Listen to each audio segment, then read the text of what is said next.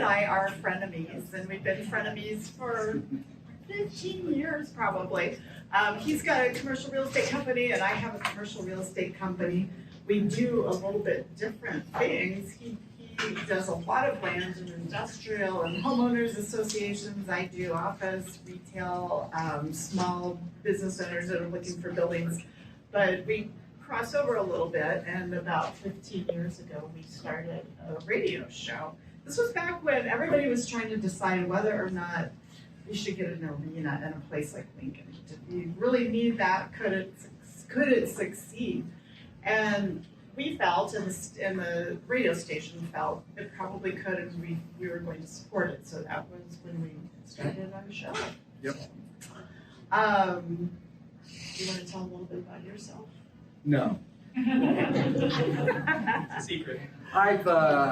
I started, I got my real estate license in 1985, my salesperson's license. I then have always had my real estate license at commercial brokerage firms here in town. And then in 1994, I went out and set up my own company called Realtors Company, and I do, as Robin mentioned, we do brokerage for both sales and then leasing, as well as property management and association management. But kind of during that 80s time frame, I used to flip houses before there was such a term as house flipping. So I know a little bit about that because I got to do that for, probably about 8 years. So the folks out here that are doing house flipping, I can appreciate that. Robin and I, as she mentioned, I think it was a little bit less than 15 years ago. Tell them what interest rates were when you started. Well, yeah, when I started, they were in like the mid-teens for interest rates, and then fairly quickly they were dropping pretty quick. I remember, woohoo, they're below 10%. So when we see these interest rates today, while it's frustrating that they had gone up, now they're kind of come down a little bit for some things. Compare it to those years, this looks wonderful, by the way. Now, is there something else you wanted me to say, Robin? Go ahead. I'm gonna let you. And I got started in a terribly different time period Dave did, and what I remember about that, yeah, you have to hear about our battle scars, when you listen to people like us. What I remember was that there was a lot of changes as far as partnerships for especially owning commercial real estate. A lot of investors losing a lot of money in the mid-1980s because of tax law changes. And then the thing that happened in the early to mid-1990s was the Americans with Disabilities Act, and that had a really profound effect, and still does today, on the values of certain kinds of buildings that we refer to as functionally obsolete. They're too old really to justify the cost of putting an elevator in them, and to this day it makes it difficult. But then on the other hand, a friend of ours, a commercial broker, recently got back from London, and he was telling me about his trip, and he said they just don't even conceive of any accommodation for handicapped people over there. I mean, it isn't even a thought. What do people do? So that goes to show how our society has really changed, and I guess we are a lot more accessible than we used to be. So, should we talk to them a little bit about maybe let's do a poll of the audience and find out a little bit where you're coming from. How many of you at this point in time own property, investment property, rental property? Just about all of you. How many of you primarily use gross rent multipliers in order to calculate which property's worth? Like you look at the revenue that's coming in over a certain number of years, make an offer based on revenue? Is that how you do it? Looks like no. Not many. How about cap rates? Do you guys use cap rates? Are most of you, I'm assuming, that most of you are doing residential? Is that correct? How many of you are doing commercial? Okay, we got a few of you. Okay, great. So one of the things that we find that we don't do in brokerage a whole lot of multifamily stuff. We do some. I don't know how much have you done, Robin. I've done several of them. I own multifamily property with my family out of town, so I can understand that world because I get to deal with it today, where we had one of the tenants pull a knife on the tenant across the hall. That was fun. So that was one of my phone calls of the day. She's got no problems, unfortunately. But we don't run into that as much with our commercial properties that we have. It looks like, how many of you do have real estate licenses? Oh, wow. That's a big chunk. Where do you guys hang your licenses? Just yell out a little. Nebraska. You too? 1867 elected. Oh, sure. Okay. Modern. Where? Modern. Modern, yeah. I put you guys in your space. Bet you didn't know that, did you? What we can tell you about commercial cap rates is that about a year ago, and maybe a few years before that, what we were seeing, a couple of years before that, we were seeing 7% cap rates. The market is discovering itself right now. Sellers aren't quite sure what to do because the rents that they're getting support the cap rates. And by the way, I should tell you that if we're using commercial real estate jargon or any kind of real estate jargon you don't understand, my website has, and Dave's website, both have glossaries on them.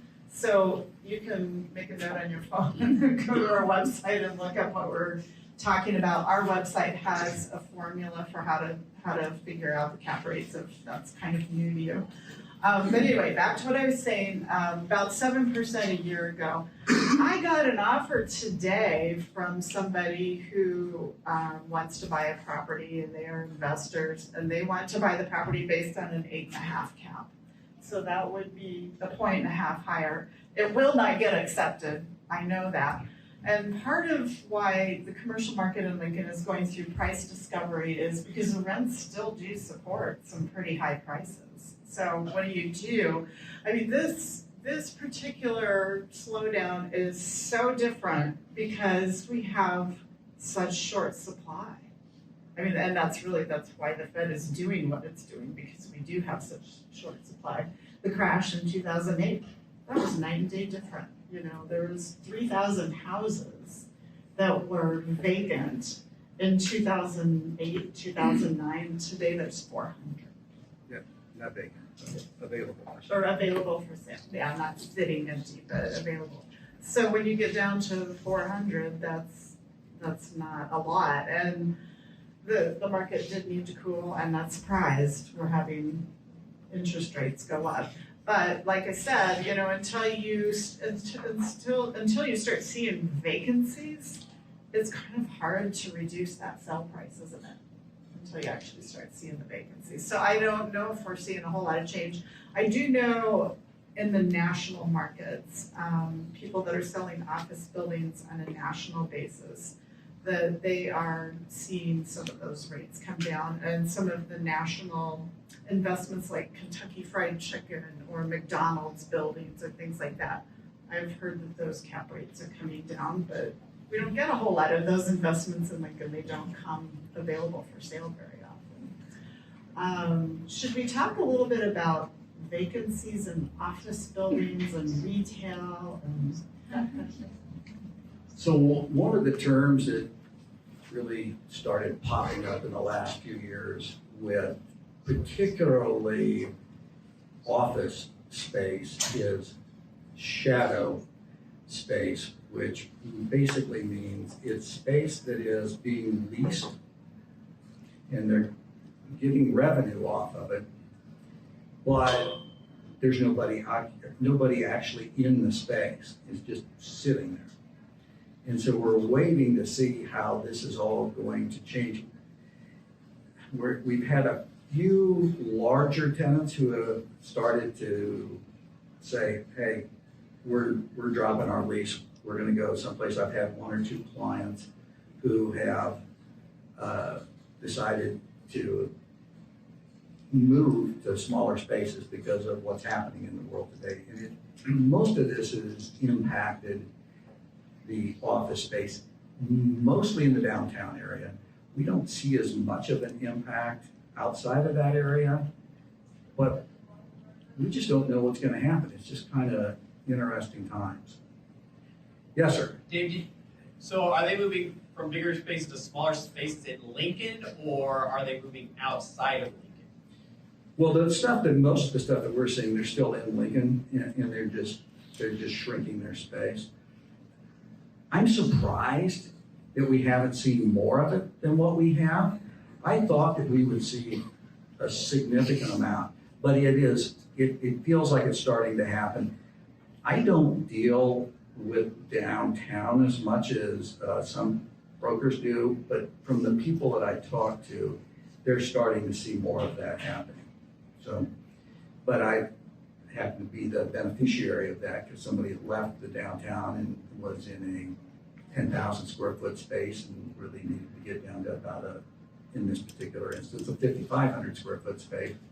And you hear everybody talking about the hybrid work environment where people are going to work into their offices, say 2 or 3 days a week, and then staying home. And this is kind of the effects of some of that. Retail is kind of an interesting story. Not much vacancy in retail, strip malls, or even our local malls. Our local malls, in my opinion, are doing surprisingly well, especially compared to some of the rest of the country. And we talk about this on our radio show, which goes out into a podcast. We talk about this on Facebook and Twitter quite a bit. I don't know if any of you have been over to Dillard's lately, but that is a really substantial investment that they made. What they did was they purchased the old Yonkers building and knocked down the wall in between the two, expanded their first floor across to make it twice as big. They're decommissioning the third floor in the old Dillard's and getting everything down into the lower levels. But they have spent a lot of money. And when you think about how tough the last 2 years had to have been, really, I think that the Gateway has done a remarkable job. I think that they probably have a lot more vacancy than you would know about, because what they've done is they've pulled small shops to the front and they've put up a wall in the back, and there's probably a lot of dead space back behind some of those retailers back there, and that devalues them all. But they've done a good job of keeping it looking like it's full. They do the best they can with maintenance and upkeep and try to keep the place busy. And when you go in there, you don't necessarily feel it like you would in some towns. South Point Mall, they're doing great. They've got some new restaurants coming. They've got a ramen restaurant that they are building a space out for. And Who would have thought ramen? that's a thing. And then there's also, South Point also has a diner that's going to be a diner concept from Omaha that's going to be coming and serving breakfast. So that's kind of a new thing for them. So the retail has done well. Industrial, you want to talk about that since that's kind of your specialty? Yeah. Well, the industrial market is probably one of our stronger commercial markets right now. We're really seeing some escalating prices for rents and for construction costs, particularly in the last several years. I always get a little nervous because a lot of the folks who are tenants in the industrial area are somehow connected with the construction world, and so you just, kind of live and die on what's happening in our construction world. It's a really important market, not only in Lincoln, but throughout the entire country. So But I would say, there's kind of three primary areas that we deal with, which is office, retail, and industrial. And really, I would say right now, the strongest one is the industrial market. Another very strong market is vape shops. Yeah, try to find a place to put one of those in. I mean, they're all taken. Yeah, if it's vape or CBD, that is the thing. It seems like maybe during the pandemic when you're all stuck at home a lot, people actually wanted an experience. They wanted something that felt good. They didn't necessarily want to go buy clothes because they were working at home. So they would go out and, go for a spa treatment. We had a big rush on spas like last year. It suddenly died. Like all of a sudden, it was like the phone just stopped ringing and no more spas were calling us. But we had quite a run. Everything from eyelashes to eyebrows to skin to whatever. As you can tell, nobody I use. And the vaping and the CBD is big. As a matter of fact, I had one sale transaction that was really unusual. We had a CBD store, and I know I'm not the only realtor that's had this happen, but they could not find a strip shopping center to go into because every strip shopping center already had one. So they ended up purchasing a little bank building because they thought, well, if I own it, then I can be in the building because I own the building, and no landlord can tell me that I can't come. Coincidentally, My firm, we had the exact same thing happen. I do stuff predominantly in Lincoln, but I do some stuff in Grand Island as well, a little bit in Omaha. But this was a Grand Island building, and they needed a place to go there, and they couldn't find a place to rent, so they bought a building. Worked out for Lonnie in my office, Worked out. so yay for him. Let's share a little bit of information with you about restaurants. That's always the fun thing people want to hear about from the Rural Lincoln Show. I don't know how well can you see that okay? We've been tracking the number of restaurants that open and close each year. And the way we count restaurants, and this comes down to a matter of time. How much time do you have in the day? We track restaurants that serve a couple of meals a day. We don't track ice cream stores. We don't track coffee shops. We don't track nutrition supplement places. But we do, if your predominant method of getting money is selling restaurant food and not predominantly drinks, we count you. And so when you look at the numbers on the left, those are the numbers of restaurants that have closed every single year, and there's an average down at the bottom. And then on the right is how many have opened every year. So you can see in a low year we have, maybe 19 of them one year that opened, but mostly 30 something, high 20s, 30s. When you look at the average, Lincoln nets about 1 or 2 new restaurants every year.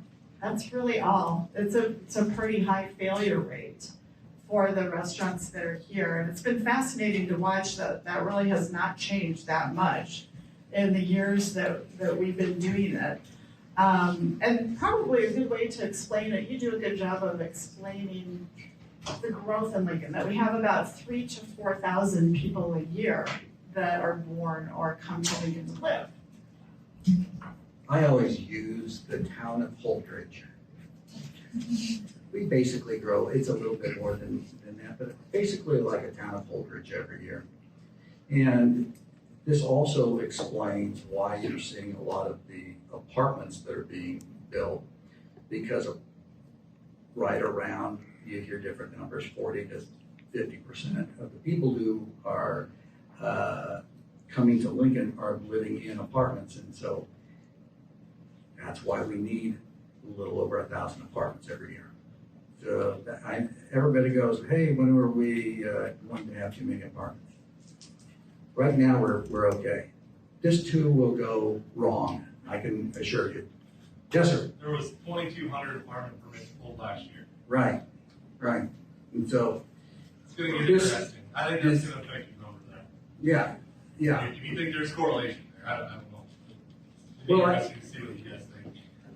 I think that this is gonna go wrong sooner or later, because that always happens, you know? We always kind of overbuild. It's just kind of what happens, and then we just kind of hold on and wait till the water comes up to our boats. So right now, it hasn't had a negative impact. If we keep going at the clip that you're talking about, I think that will start to cause some problems.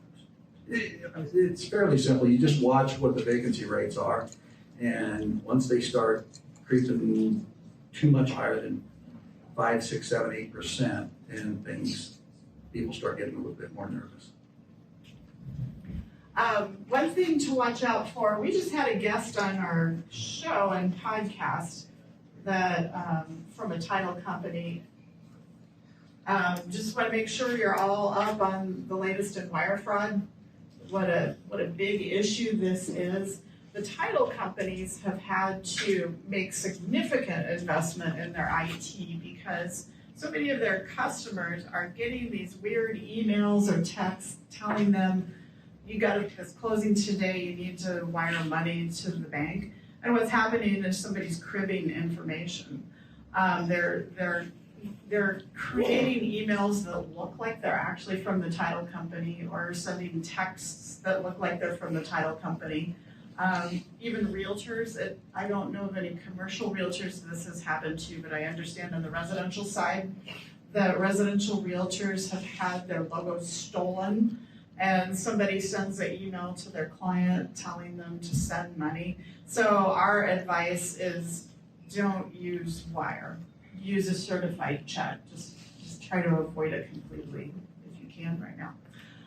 One thing that would be kind of fun to talk about and maybe to open up for questions is some of the city things that affect the growth in Lincoln, or the way that the city wants to design streets and roads for traffic and This how is the sort of stuff we like, but puts most people to sleep.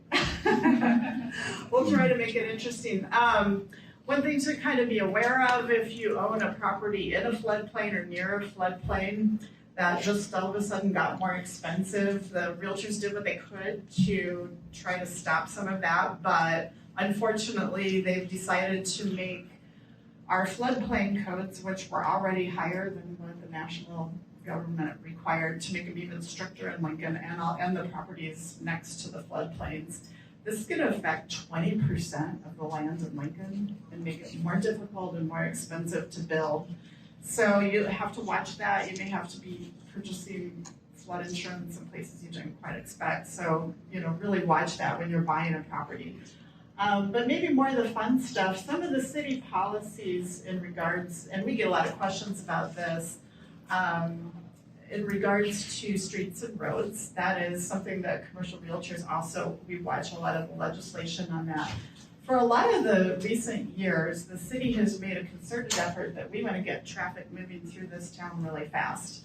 And they have made, like 84th Street, certain times of the day, you can go really super fast up and down it. But one thing, and they've been working on this for many, many years, and I think in a way it's difficult, but in a way we're seeing results, is big intersections at big corners.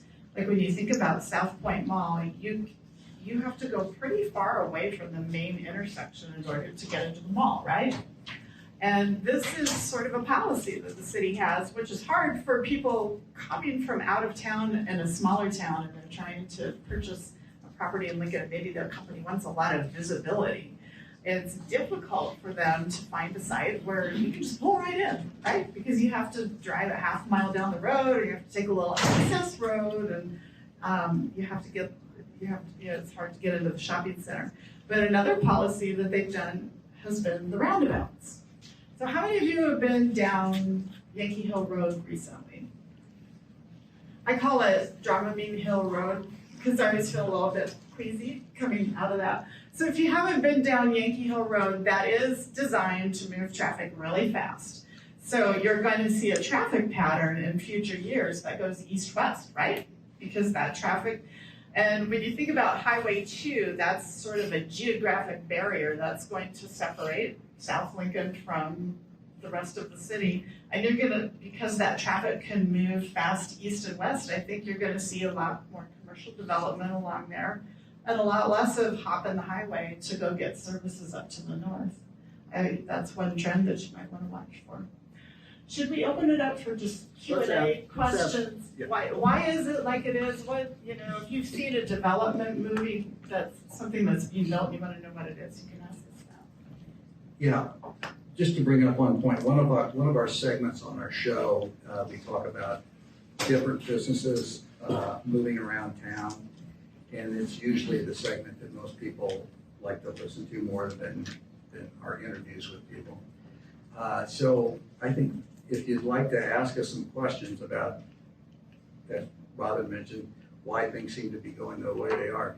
Bear in mind, Robin here, she thinks about all this city stuff. She was a former city councilwoman here. So she's the one that gets on all the council stuff. I just pull all the building permits all the time.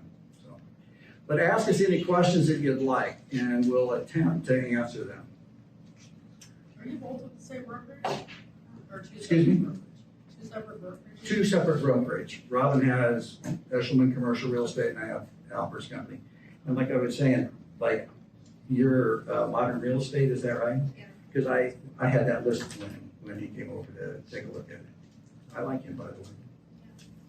Other questions? Can Yes, you ma'am. explain industrial, Industrial? right? In what way? From a rental perspective or from a sales perspective? What kind of business in that? She wants to know what kind of business is going to industrial. Right? Yeah, and that's why I was mentioning that one of the things that you kind of always makes you concerned is there are a lot of those businesses that are somehow tied to the construction industry, but they're not all that way. It used to be that we had a lot of businesses that were manufacturers, and we have fewer of those than what we used to. They're mostly warehouse type of spaces that we see people using. We'll talk about the pet food. I'll let you do that.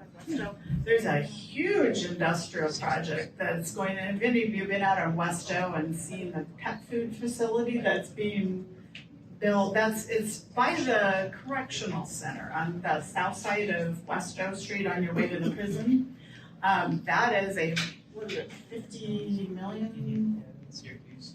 It's a huge project. And that's one of those local stories where somebody, I believe that was started locally here. And they produce some of the pet food like that you put in the refrigerator for your dog, they ship it to your house and it's fresh.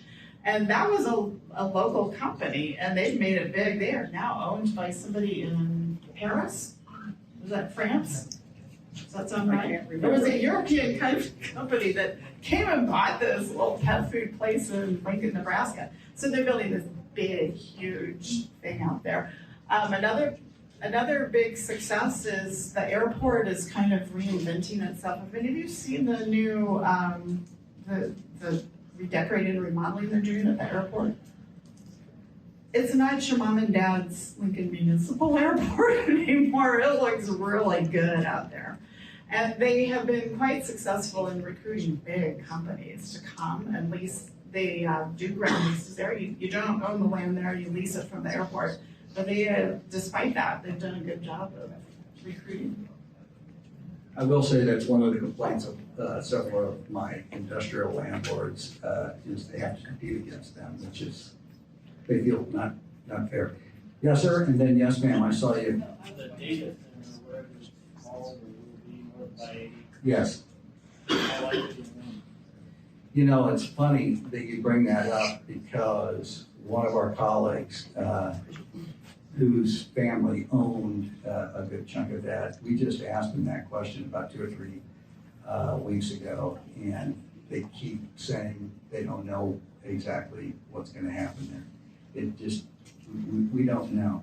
There's a lot of infrastructure that had to be put into place in order to make that work, as well as a lot of the other developments in that area. There is an industrial development not very far from there that has been going through the city, and I believe it's actually had some preliminary plats done. But that specific project, I don't know where we're at on that, unfortunately. I can tell you this, I haven't seen any building permits for it. So. Yes, sir. What do you see as far as price per square foot on older industrial, or whatever your break is on that, whether it's 90s, 80s, 70s, and then what's going on now with the new stuff? In terms of price per square foot from a purchase perspective or from a lease? When you lease it. Well, I mean, the new stuff has to be higher. Sure. I just leased some stuff at $9.25 a square foot. Okay. Which was new stuff.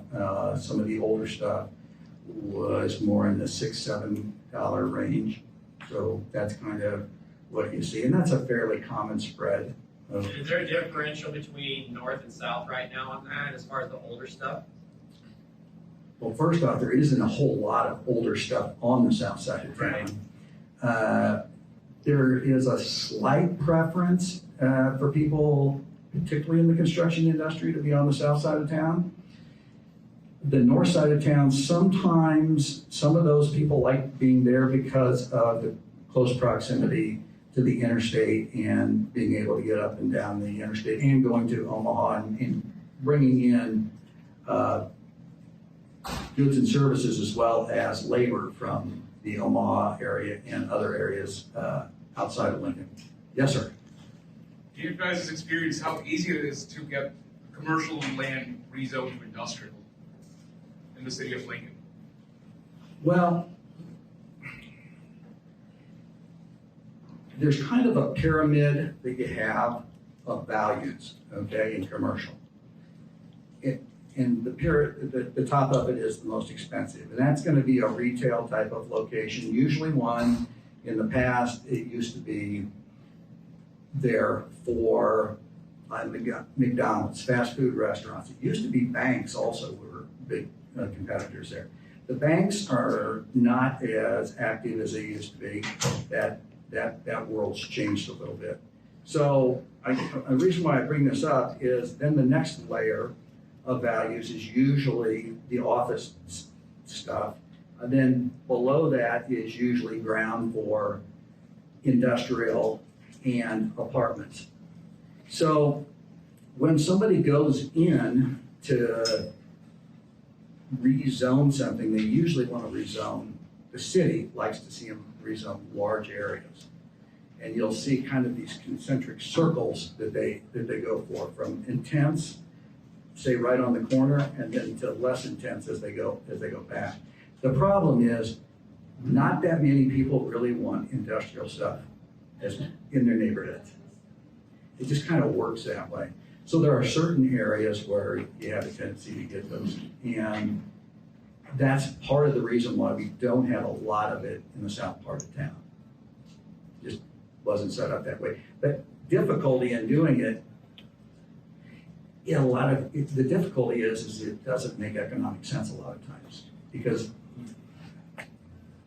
they had a lot of it in floodplains, to be honest with you. They used to zone a lot of industrial stuff in floodplains, and they will tell you how much industrial stuff they have. And I go, well, that's nice if I like to swim, but since that's not my goal, we need more of it, particularly in the south part of town. Industrial prices have, because we have such shortages, you can go out and lease industrial space for about the same price that you can Class B office space. Yeah. There's such a shortage of industrial right now. Lincoln has what's called a contiguous zoning policy. They don't like hopscotching. They don't like, an acreage and then a commercial building, or an acreage and then residential. They like to see everything fall in line and go in order. So if you're trying to buy something commercial or residential and you're out in the country, if there's not something just like it next to you, you're gonna have a tough time. you usually have to, your best luck in trying to rezone things is if you, when I say rezone things, rezone your property, your best luck is if you have that type of zoning that you desire adjacent to you. If you don't, then it's considered spot zoning, and that becomes problematic. Yes? So, just like a little bit more specific to this, let's say if I own commercial land in Westo, Right? and I want to rezone it to industrial, Right. sounds like shouldn't be too hard to do so. Probably not. That would be an area that would maybe, where that would not, might work. So, what type of zoning are you thinking it has right now? Just like general commercial, like, not sure what the Lincoln City zoning code is, but I just know it's commercial zone land. Okay. Yeah, that should be a little bit easier. One of the things that also that you'll see is underneath big power lines, storage facilities. Because that's ground that most people don't want to live underneath the power line, but they don't mind having, their stuff stored there. Somebody over here raised their hand, I thought. Did I catch that or did I miss that? I'm sorry. Any other questions? Yes, sir. Sorry. On industrial, if someone here was looking to invest, what's the most flexible industrial as far as, because like in residential, you have R1, 2, 3, 4, up through 7 or whatever. In industrial, is it like that? Is there like an I1, I2, I3? Actually, there is. Okay. And then which one is the most flexible? So say if somebody is interested in either storage units or maybe they want to put in a warehouse or something like that, what's the one where they can go, I can buy this and be relatively sure that the thing that I want to put in there that's industrial will be able to go in there? Yeah. They have what they call I zoning, but that is a zoning that you don't see much of these days when they're rezoning things. They go with what they call H zoning, which is highway commercial, which is what a lot of the industrial space is going into. It is really quirky, and it always depends on what type of use you want to have. I always tell people, hey, make sure you make a phone call to the city, and then make sure they email you back with the answer to your question so you know exactly what you're getting into, because it's hard to just give a blank answer on that. They're all over the place. So, good question, though. Any other questions?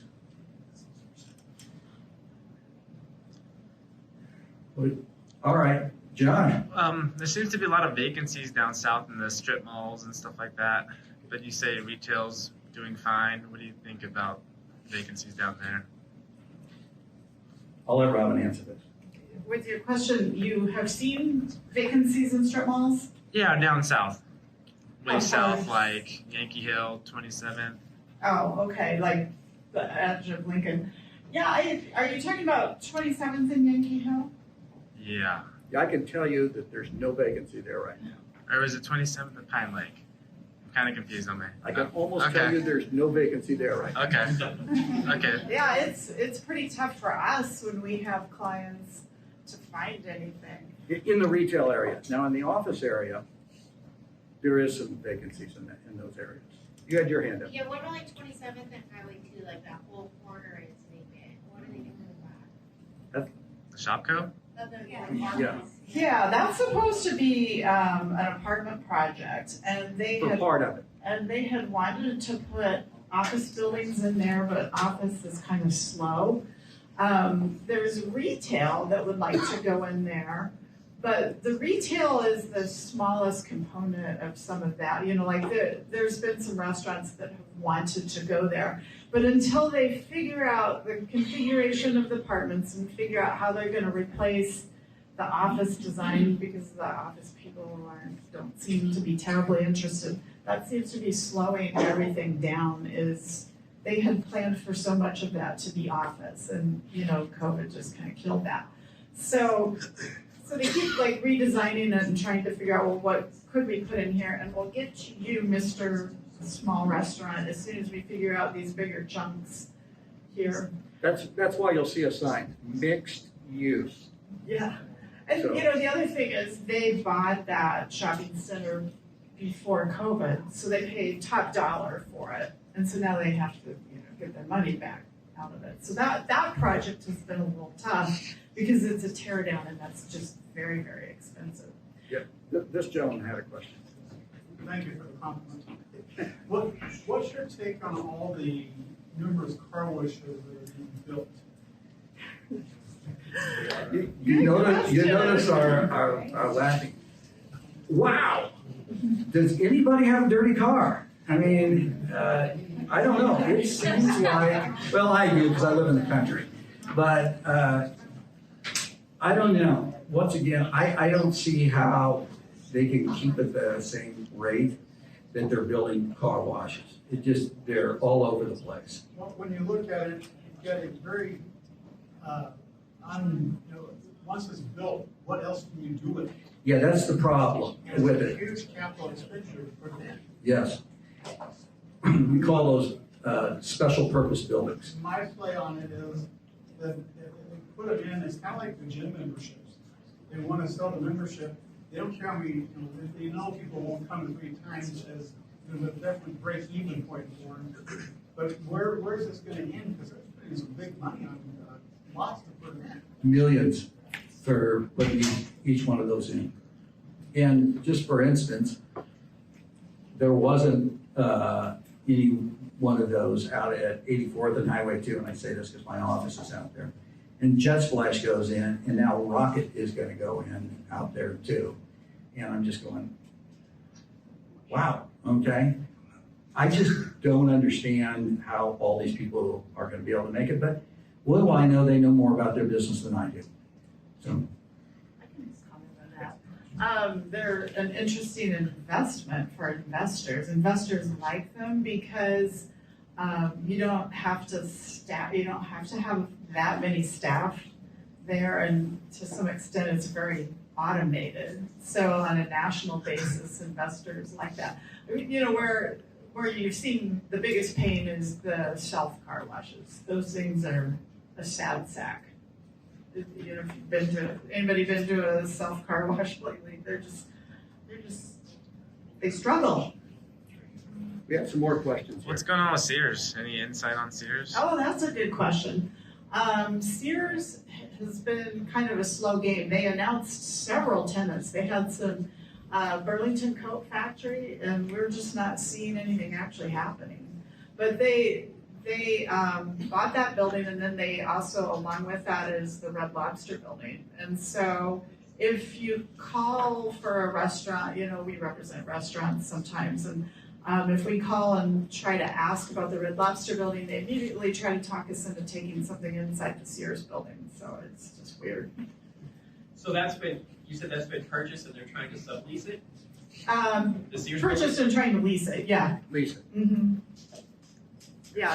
Sears doesn't own it anymore. Right. Yeah. Right. So there's a new landlord. And so the new landlord's trying to lease space. Trying to turn it into Burlington Coat Factory, and Got their phone there was an announcement of some There was. retailers. I can't remember who the other ones were, but that was months and months and months ago. Yes, sir. Have you seen any traction and what advantages, the South Beltway? Have you seen anything wanting to move that way, or is it just still too far out? Or I just like to see your insight there. The big problem you have with development going south, it doesn't really make any difference if you're going south or east or west or north, it is infrastructure. That's the issue. And frankly, just to sound a little bit crass, you gotta get rid of the poop. And that's always the problem because it has to flow downhill. And so we gotta make sure that we can get that out of there. And that's the problem that you run into, is trying to get all of that infrastructure into place. It's pretty easy to put in roads and stuff, but trying to deal with the storm, with the sanitary sewer in particular, Do you think that's that's tough. 10, 20 years out before Yes. the city can handle that? Yeah, it's gonna be a while. It takes a while to burn through, I call it burn through,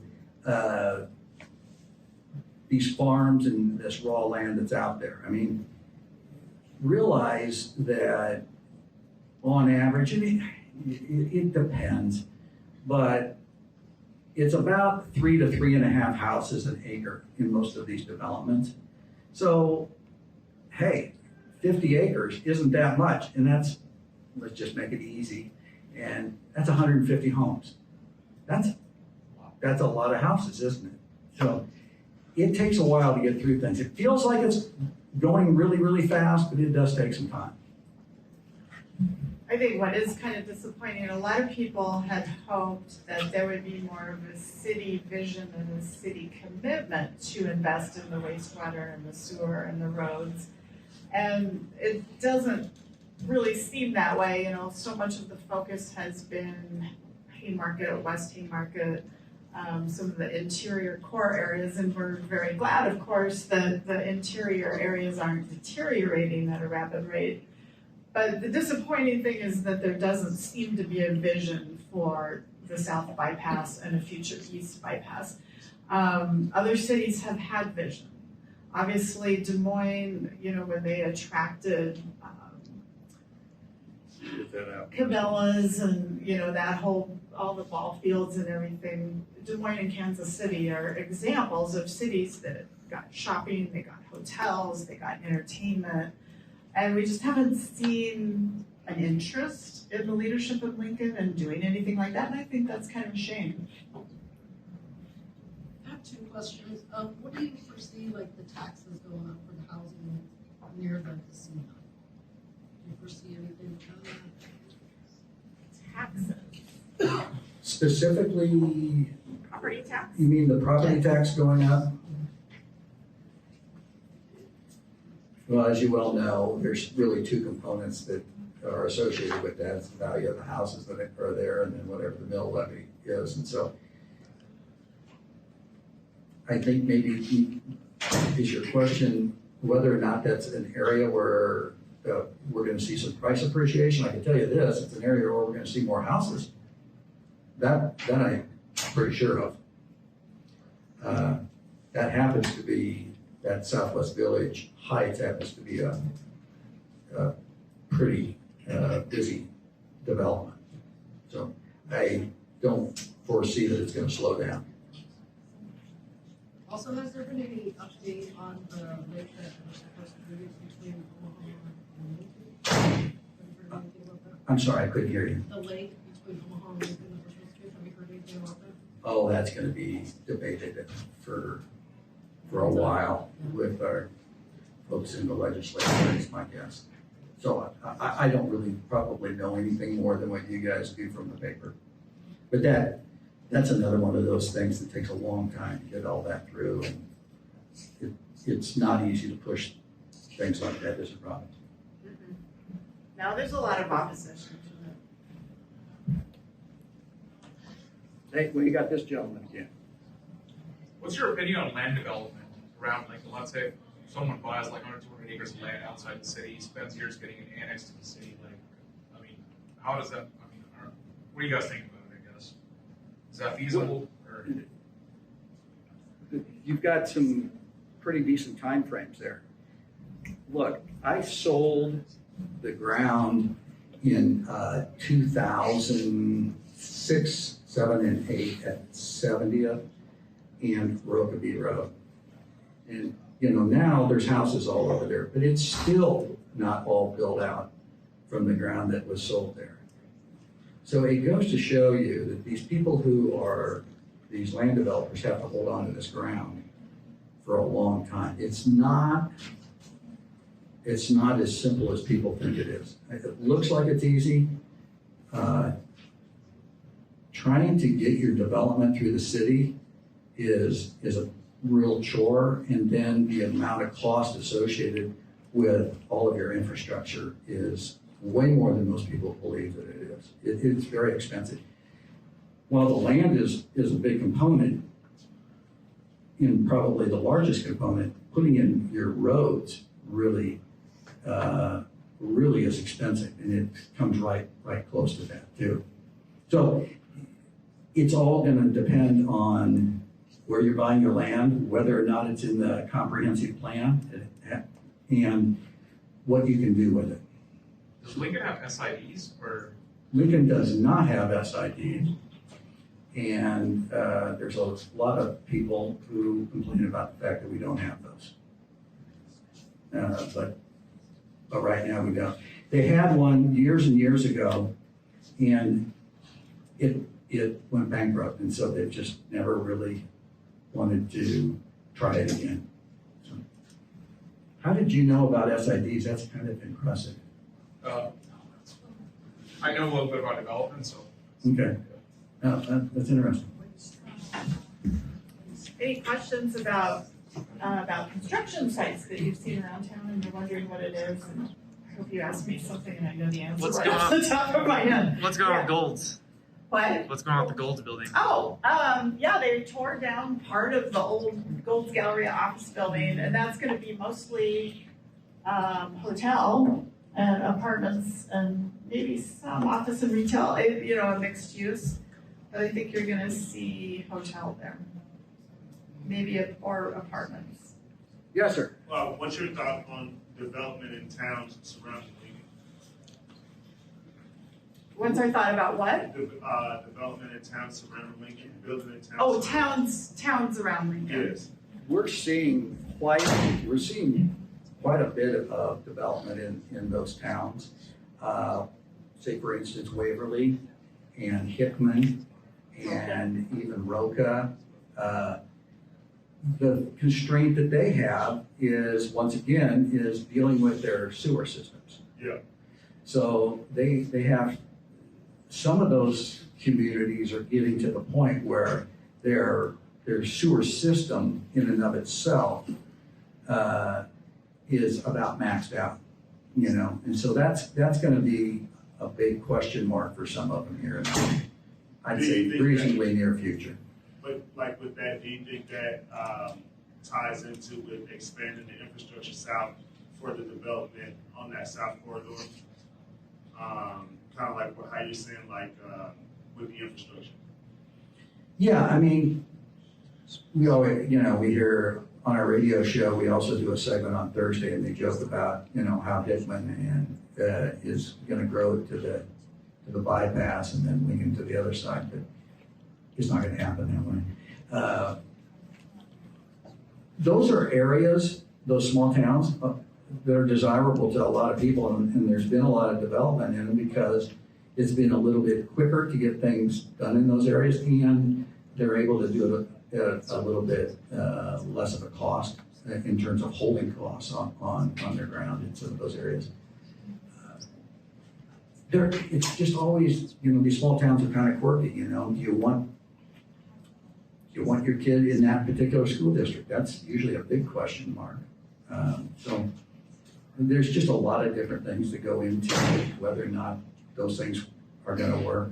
But one of my overriding concerns is whether or not they can deal with the infrastructure.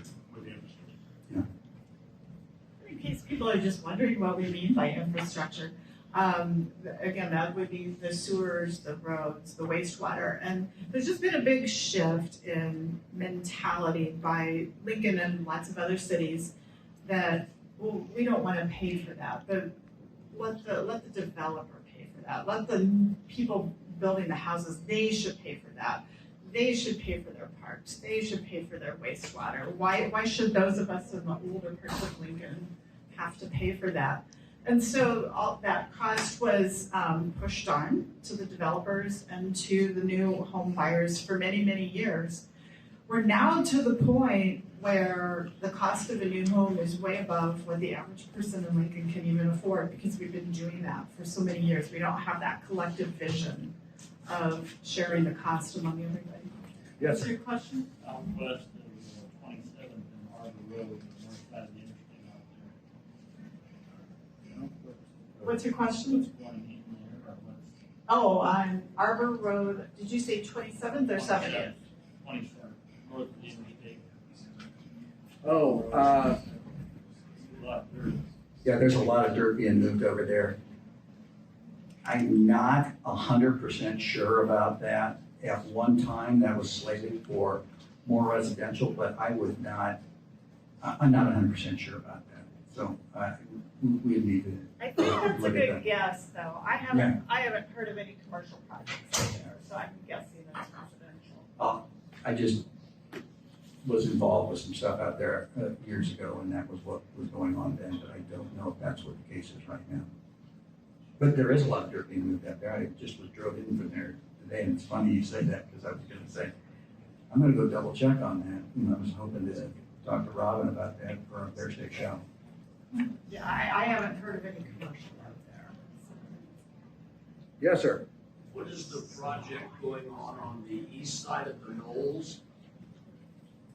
On the east side, are you talking about where the restaurant used to be? Correct. Yeah, that's kind of a controversial little thing right now. They're going to, what they want to do is put office and retail right up along Old Cheney Road. And then in the back, they would have, what do they call those Villas. homes? Villas that would sell for like $700,000 a piece. And the neighbors are not upset about the villas, they're upset about having the commercial up by the street. Which I think, well, that's better than having a restaurant right in the middle of, but, you know, people are hesitant when change comes. It's hard. Any other questions? Oh, yes, sir. I just got, what's going on with 98th and Van Dorn? It's a big commercial building going up there, all the steel's up, I've passed it a couple days, but like just a little north of Van Dorn, I think, northwest. I don't know of any commercial, is that an apartment building? It's pretty large, I don't know exactly what it is, but it looks like they use all steel beams for the. I can't remember, that's why I'm squinting my eyes, sorry Sure. about that. That's all Gosh right. darn it, and I like to be 100% on these things. Swing and a miss on that, sorry. No problem. I can't remember. But yeah, a lot of residential out in that area. Boy, that's amazing. Just get in your car. We're out to 112th and East Ode now. Can you believe Lincoln's at 112th Street now? It's just amazing how that. And there's a school out there if you haven't seen that. That's very interesting. Have you all been down by the Lincoln Electric Building? Have you seen that facility? Down at South 84th and It's a pretty impressive South facility. 84th and the Kansas border. You know, it's pretty interesting. It's Rokeby Road, but yeah, it's a ways out there, but that's, it's just kind of, it's a nice facility they have out there. Yeah, a lot of development coming in there. There's commercial development across the street from the Cooper-Rapple Y. So I always get the two mixed up. Yeah, that's a lot going on South 84th. Any other questions? Should we let them go, Josh? I think so.